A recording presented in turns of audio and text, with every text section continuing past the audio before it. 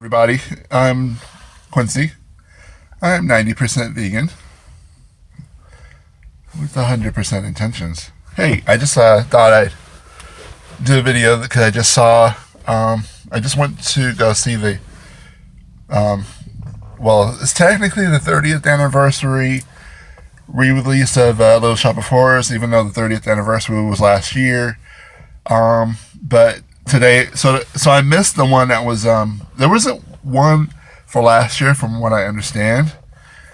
So when I saw this one coming up through Fathom events, is it Phantom or Fathom? It's Fathom. Fathom events, found out about it last week. So I'm a huge fan of Little Shop of Horrors.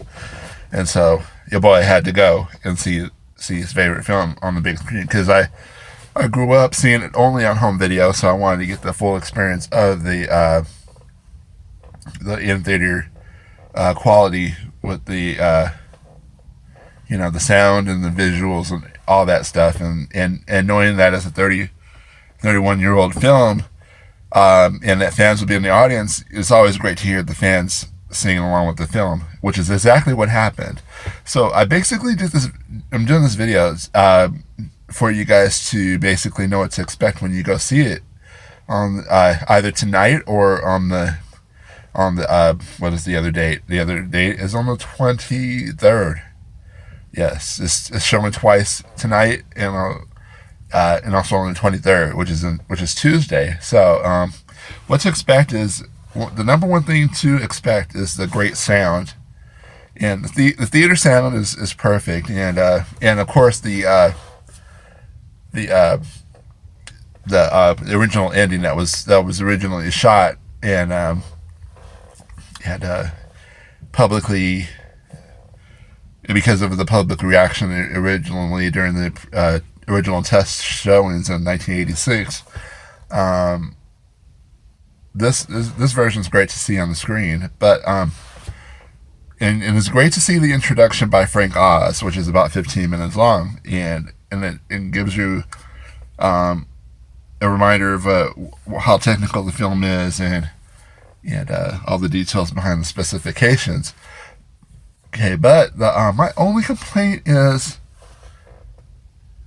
it's not broadcasted from a negative from the film negative. It's either digitally piped in from a alternate source or it's on a disc, because they didn't do what theaters do. There's a film quality that you get from when you see an in-theater film. The resolution is normally brilliant, and you can see little details like zits on the face and whatnot. But this being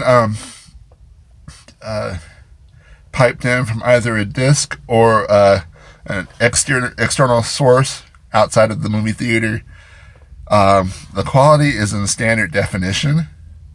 The color that you see on the screen is imbalanced, because if you notice the color red, like in the home video version of Little Shop of Horrors, is bright and vibrant. Here it's kind of dull and lifeless, and everything's flat.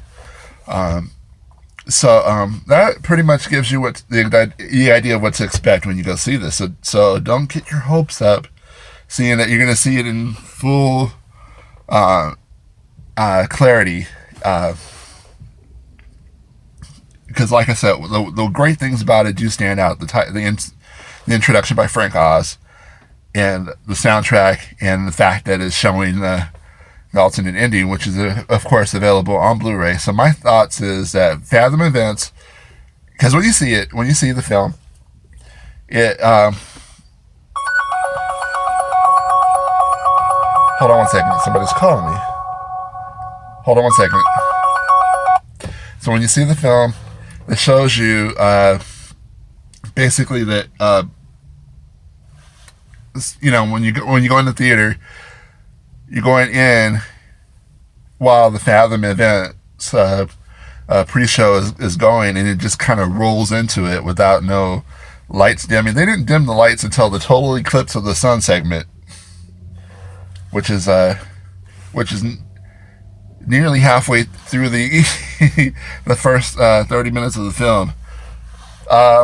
So I was just kind of disappointed in that that they didn't really give it 100%. Like most releases in theaters, they would remaster the print and make copies of it and distribute it everywhere. They took the cheap way around it and piped it in, or put it on a disc, a Fathom Events disc, and sent it to the theater. So you're going to see a Fathom Events presentation that's not local, unless it's on a disc. I'm not 100% sure it's on the disc. All I know is the quality of the film, of the visuals, was lacking, and I was disappointed. I was expecting also to be to fill up the screen, but you can tell they formatted it to fit inside the screen itself, and so you don't see the movie occupying the full screen. They scaled it down. So yeah, those are all my complaints about this movie. It's great seeing Tisha Campbell, and it's great seeing the film in general. And that segment where Ronell, Siobhan, and Crystal do they start off the subsequent are the events that you have just witnessed, and they're at the bottom of the screen, and the camera zooms in, and there's an American flag at the bottom of it. When you see it on the big screen, it looks like they're standing on a stage in front of you. So big props on that, Frank Oz. And I loved it. I just wish you used the negative and sent the negatives to the theaters. I know that's kind of expensive, and I understand why they did the cheap way, but yeah, there you go.